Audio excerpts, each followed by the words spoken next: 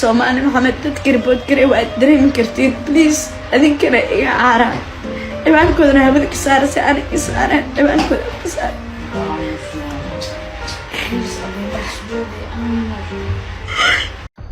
abqlaysoy ma la wada ooyay mise waa mooday ciyaartu waa bareeja laakiin waxa dhici doonto adeer gool dheeriya rabna gool dheeriya raadina gool dheeriya shal farxadeeda halka milyan ee maantana murugadeeda ee ma fahantay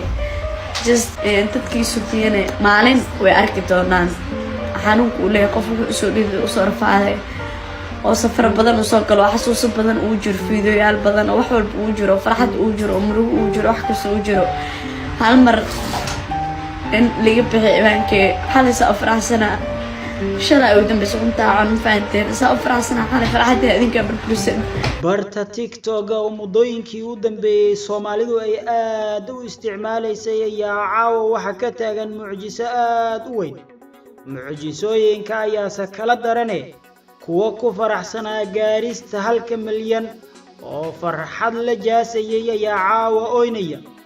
kuwa taageersana ayaa ka xun wixii ku dhacay kuwa kale oo iyagu ka dambeeyay in farxadani ay burburtana iyaguna way faraxsan yihiin oo aad bay ugu qanacsan yihiin ama ugu faraxsan yihiin waxa ay sameeyeen waxa dhacay waa wax ay dadku qaarkii taageereen kuwa badan ay ka soo horjeesteen waxa dhacay in gabar lagu magacaabo Mrs Wall oo maalinkii shalay ahaa gaartay 1 milyan oo followers isla markaana faraxsanayd muuqaal ay soo duubtayna ku sheegtay in hooyadeed ay siinayso hadiyado dahab iyo gawaari isugu jira caawa inay oynayso kadib markii qola ay report iyo copyright report isugu dareen akoonkeedii isla markaana hawada ka saaray arrinkan ayaa bulshada ku kala qaybsantay kuwa ayaa adeegsanaya erayada waa la jabsaday oo ah markii loo eego sharciga saxda ah mid qaldan laakiin reportka daraadii ayaa waxa hawada looga saaray akoonka Mrs Wall waxa jirtay in horey reportyo badan ugu dhacay isla markaana ay hawada ka maqnayd taasoo ahayd markii loo eego sharciga TikTok degniin inaanay qalad kala galin haddii uu yimaadana akoonkeeda ay weyn doonto taasi ayaa haatan dhacday kaligeed ma aha shakhsiyaadka caawa oynaya ee ka xun wixii dhacay waxa ku jirta gabar lagu magacaabo Huda Amuun oo qurbaha joogta isla markaana barta TikTok caan ka ahayd iyadana channelkeeda ama akoonkeeda waxa lagu cunay hawada taasoo aan ula jeeday iyaduna in report copyright ah la isugu daray isla markaana akoonkeedii uu noqday mid aan isticmaali karin muuqaaladii ku jiray dhamaantiisa ay wada maqan yihiin dad badan ayaa isweydiinaya waxa sababay in Huda Amuun ay qayb ka noqoto dagaalka shakhsiyaad ay kula jiraan Mrs Wall laakiin Mrs Wall ayaa afkeeda ka cadeysay waxa lagu haysto Huda Amuun waxay sheegtay in hambalyadii markii ay gaartay 1 milyan ay Huda Amuun u soo dirtay Mrs Wall daraadeeda iyadana loo ribooday oo cunuga hadda dhashay oo dhibaataysan oo umul oo masaakiin oo ku faraxday cusub bisay cibaankeeda laga xir cibaanka waa loo rasafaaday lacagana ay bacad qarshan ay bacad wax walba ay bacad taymaan ay dhumo waqtiyan ay dhumay 1 milyan ay gaarnay way nol ribood gareena asxaabay Mrs Wall ayaa waxa ay la calaacashay bulshayahay idinka ayaa awood u leh in dadkan aad naga celisaan waan garanayaa dadka dhibaatadan ii geystay waa 2 qofood shalay waan faraxsanaa maanta se waan oynayaa ciilkan waxa iga bixin kara shacabka waa inaad riboodaan shakhsiyaadkaasi laakiin su'aasha isweydiinta mudan ayaa waxay tahay maxaysan Mrs Wall u soo bandhigin shakhsiyaadka ay ku eedeynayso in channelkeeda ama akoonkeeda TikTok ay riboodeen qofka ciwaanka reportkii bixina uu is ogahay waana 2 shakhsi waxa ay bixiyay frintoodna u soo gaartay intina ka shay marbi dhanka kale Huda Amuun ayaa ilaa ii haatan wax wara ka dhihin arimaha ku aadan maqnaashaha akoonkeeda TikTok walow laga yaabo iyaduna in ay la mid tahay dhanka dareenka Mrs Wall shakhsiyaad kale oo caan ka ah barta TikTok oo ay ka mid tahay Qadra ayaa iyagana loo hanjabay isla markaana akoonkeeda ka dhigtay private. waxaa kaloo jiray shakhsiyaad iyagu aanay ka mid ahayn kiiskan iyo dagaalkan socdo laakiin u cabsaday akoonnadooda isla markaana private geliyay oo ay qayb ka tahay boqorada isteelka oo iyaduna shalay gaartay 1 milyan iyo Shuushu Cabdalla oo ahayd qofkii labaad Soomaalida oo 1 milyan gaara markii laga soo tago Samiixa Qaliil. iyaga waxay akoonnadooda geliyeen private laakiin markii dambe markay xaqiiqsadeen inaanay dagaalku iyagu ku soconin waa ay soo fureen oo haddii aad haatan raadiso waad haleeli kartaa akoonnadooda oo sidii hore u shaqeynaya. warar kala duwan ayaa ka soo baxaya cidda rasmiga ee ka dambaysa dhacdooyinkan iyo weliba farxad jibinta ku aadan Huda Amoon, Mrs Wall iyo shakhsiyaad kale, balse saaxiibo aad ugu dhow waxay xaqiijiyeen in arrimaha ku aadan cidda ka dambaysa laga dheehan karay bara Facebook oo lagu soo bandhigayay shakhsiyaad leh annaga ka dambayno in Mrs Wall akoonkeedii hawada lagu cuno waxaana ku sameynay copyright report oo iyaga siday hadalka u dhigeen. sidoo kale waxay dadkaasi sheeganayaan in ay sidoo kale weerareen shakhsiyaad ajaanib ah oo ay ku eedeeyeen in bulshada waxyaabo aad u xun ay u soo gudbinayeen. bulshada Soomaaliyeed ayaa la yaaban dagaalkan halka uu ku fool leeyahay, laakiin waxaa jirta in kiisaskan haatan socdo uu isu bedeli rabo dhanka iyo qabiilka.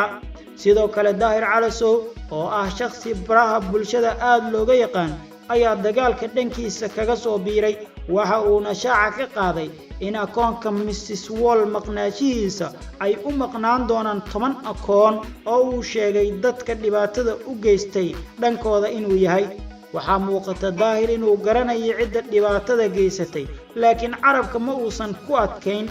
waxa uu ballan qaaday haddii akoonka Mrs Wall aan dib loo soo celin doonin in ay maqnaan doonaan kuwa badan oo caan ah oo uu la jeeday dadka dhibaatada ka dambeeyay. abiqlaysoy ma la wada ooyay mise waa mooday ciyaartu waa bareeja laakiin waxa dhici doonto adeer gool dheeriya rabnaa gool dheeriya raadina gool dheeriya. qof walba oo TikToker caawa waa uu cabsanayaa. waxa uu daqiiqad waliba eegayaa akoonkiisa isagoo ka baqanaya in uu ku dhaco wixii ku dhacay Mrs Wall. laakiin dadka ugu cabsida badan waa shakhsiyaadka 1 milyan gaaray sida Samiixa Qaliil, Shuushu Cabdalla iyo weliba boqorada isteelka oo saddexdoodaba nabad qaba haatan, laakiin tuhun iyo cabsi uu ku jiro in ay mar un waayaan akoonnadooda. dad badan ayaa si hoose iigu xaqiijiyay in dagaalka lagula jiro Mrs Wall uu sababteedu yahay maadaama ay dhaqan ahaan ka duwan tahay dumarka intiisa kale. laakiin ilmada Mrs Wall ayaa noqotay mid dad badani ka oohisay la markaana shaaca ay ka qaadeen in haddii akoon kale ay furato Mrs Wall ay maalmo gudihiis ku gaarsiin doonaan milyankii ay ku faraxday maalinkii shalay ahaa. isu soo wada duubo dhacdooyinkan iyo xiisadahan taagan ma ahan mid haatan bilowday. muddo ayuu baraha bulshada ka socdaa. habeenkii xalay muuqaal aan baahiyeyna waxaan ku cadeeyay in sheekada haddii aanay sidaani wax iska dhaamin ay noqon doonto in la isu dagaalo jilib jilib, xusul xusul, suul suul, farfar iyo wixii la mid ah. daawadayaal muuqaalkan intaa ayaan ku soo gabagabeynayaa. dib intaynu mid lacayn barnaamij noocan oo kale u kulmi doono samee salaama ayaan idinkaga tagayaa. wasalaamu calaykum waraxmatullaahi tacaala wabarakaatu.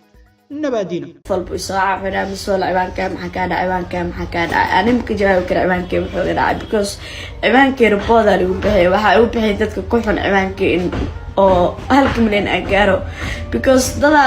rabin in ay gaaro 1 milyan oo ku xumaa 150 jeer xumaa report iyo bixin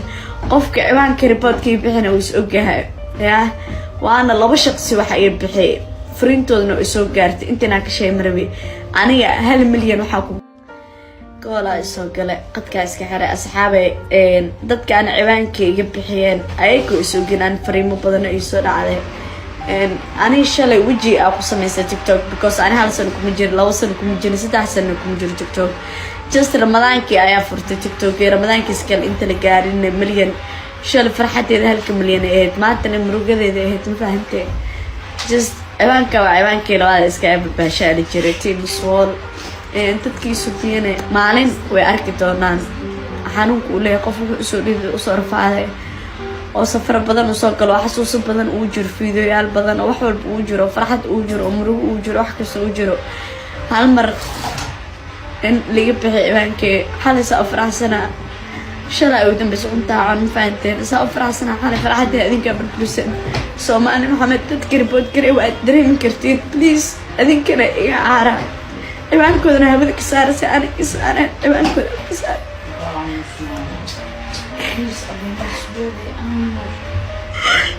أصحابي أرد مدة من اللي عموسكر والله بالله ترى وإذا على قاعدين سجل ما فاد عبانك هالكملين هبدا لو عنا هود عبانك هالكملين هبدا لو عنا وحصل سمعنا يا واستقانين والله بالله ترى فيديو كل ما يعيدنا شيء إلهي وحقنا عباندين هبدا إنه كبحايو يا عباندين أقولها صوت الصلاة هبدا كبحا هوداك صارتين أنا أي صارتين because بس سؤال هو توصل عم بليس ما هو وحلا صاري ودعوان كده برينا قدرنا بسرعة ما هو يا واسألت أنت كهلا نعلى وجيني تلا أصحابي ضدك هدامون كحرن ضدك قدركون كحرن ضدك مسسول كحرن أصحابي بليز ضدك أو ريبوت كنوها واحد قمت عليك ريبوت كوسمي عمانا ضدنا هبل هلوه بليز هتصب عماك ودامونا فيريا كيجنا فيري كي قدرنا ونمين ما فهمتي ضدك أصلا لا يسار ضدك أصلا لا يقبض صومال محمد ضدك أصلا فاسنتين ما يعيد أنا ليش مروي لكن ما يعيد قبضة نكست فيديو والله بالله تلا وكو بقلسي دادكاس حدا لي بادنا يسارة نعلدا دشي او دو عنوغ هدا دشي او ديباتيسان او مولي او مساكينة او كفرح على عيسو بسي عبان كذا لا يحير عبان كان والله رصفا العيان يبعد قرشان يبعد وحول يبعد تايم انا يدمي وقتي انا يدمي هل ملينا قارني واي نول ريبوت قرينا اصحابي فيري أنتي نصر عيا حقيقة إني كو كيني وح كو غاني سقطت هتو دمبي قال أنا هتكون فيديو أسوقري واحد اللي سي warning اللي سي دقنينا اللي سي واحد مرة ما هوصبين ليه دقنينا حاستا before account كا هودا لقو عنو دقنين لقو مثلا فيديو كا قوالك ساري هودا دقنين مثلا لما دي فيديو كان واحد نتا سو بس كان أسو بس فيديو كده قوالك ساري نعت سبع عتقدة كبحدو تهذا كالفيريا ما حكى أنا فيديو واحد جرى هذا كور يسوق لسنين أو محا